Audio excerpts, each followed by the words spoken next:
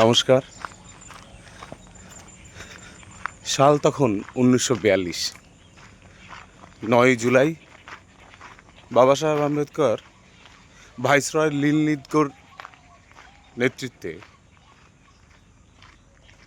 শ্রম মন্ত্রী হিসাবে কাজ করছিলেন। অনেকে হয়তো জানেন যে বাবা সাহেব আম্বেদকর রিজার্ভেশনের জনক। বাবা সাহেব আম্বেদকর ভোটাধিকার দিয়েছে, কিন্তু শ্রমমন্ত্রী হিসাবে থাকার সময় যে সব কাজগুলো তিনি করেছেন সেগুলো একটু বলবো বলেই এই ভিডিওটা করা। 1942 সালে তিনি শ্রমমন্ত্রী হয়েছিলেন, আর 4 বছর অর্থাৎ 1946 সাল পর্যন্ত বাবা সাহেব ছিলেন এই শ্রমমন্ত্রী। সঙ্গে জলসেচ মন্ত্রীও তিনি ছিলেন, জল সম্পদ এবং জলসেচ মন্ত্রী। 1 মে আমরা জানি শ্রমিক দিবস, যেদিন বলা হয় সারা বিশ্বের শ্রমিকরা, বিশেষ করে আমেরিকার শ্রমিকরা আন্দোলন করেছিলেন যে 8 ঘন্টার বেশি তারা পরিশ্রম করবে না, এবং সেই দাবিতে তারা অনড় ছিলেন। কিন্তু ভারতবর্ষে কিন্তু তা হয়নি। সেই আন্দোলন আমেরিকাতেই হয়েছিল ঠিক, তার ঢেউ ভারতবর্ষে এসে পৌঁছতে পারেনি। ভারতবর্ষে বাবা সাহেব আইন করেছিলেন যে 13 ঘন্টা, 14 ঘন্টা, এমনকি 16 ঘন্টা পর্যন্ত শ্রমিকদের ডিউটি করাতেন। তিনি বলেছিলেন আইন করে যে না, 8 ঘন্টার বেশি ডিউটি করা যাবে না। এই 8 ঘন্টার যে পরিশ্রম, সেটা আইনত তিনি সিদ্ধ করেছিলেন।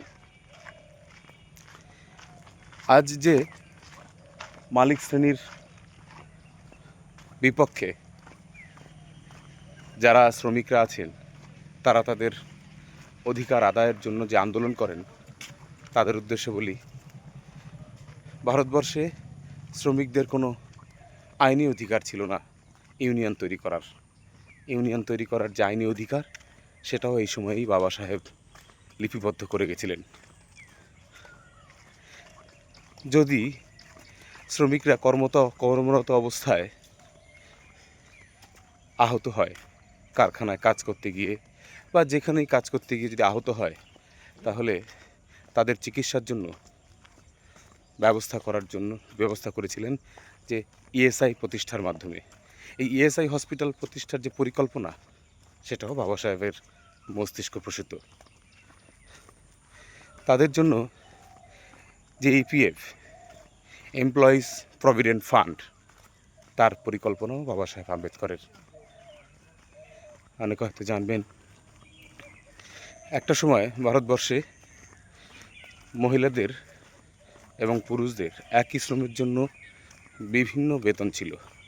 অর্থাৎ ছেলেদের যা বেতন দেওয়া হতো, মেয়েদের সেই বেতন দেওয়া হতো না।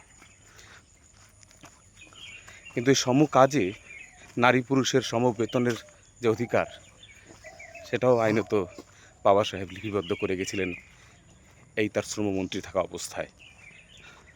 শুধু কি তাই, কর্মরত অবস্থায় মেয়েরা যদি প্রেগনেন্ট হতো, সেই সময় তাদেরকে কাজ থেকে ছাঁটাই করে দেওয়া হতো, কোনো বেতন দেওয়া হতো না।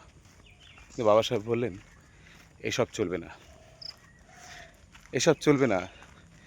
যখন তোমার প্রয়োজন তখন তুমি কাজে রাখবে, আর যখন তোমার প্রয়োজন ফুরিয়ে যাবে তখন তুমি তাকে কাজ থেকে বরখাস্ত করবে। 10 মাস পর বা 9 মাস পর যখন সে আবার সুস্থ অবস্থায় নিজের জায়গায় ফিরে আসবে, তখন তার পরিবার, তখন তার বাচ্চার কী ভবিষ্যৎ? তাই জন্য তিনি আইন করে দিলেন যে সবেতন মাতৃত্বকালীন ছুটি দিতে হবে। এক্ষেত্রে বলি, সমগ্র ভারতবর্ষে বেশিরভাগ মানুষ কি, কর্মরত সমস্ত মায়েরা এই মাতৃত্বকালীন ছুটি পেয়ে থাকেন। কিন্তু কজন মা বা কজন মহিলা এই মাতৃত্বকালীন ছুটির জন্য বাবা সাহেব আম্বেদকরকে প্রণাম জানান বা শ্রদ্ধা জানান, আমি জানি না। বাবা সাহেব কিন্তু সেই সমস্ত মাতৃত্বকালীন ছুটি পাওয়া মহিলাদের সন্তানের স্বপ্নের সাথে, তার সুস্থতার সাথে জড়িয়ে রয়েছে। বাবা সাহেব কিন্তু সব জায়গায়। আরও অনেক কিছু আছে। আজ এটুকুই। নমস্কার।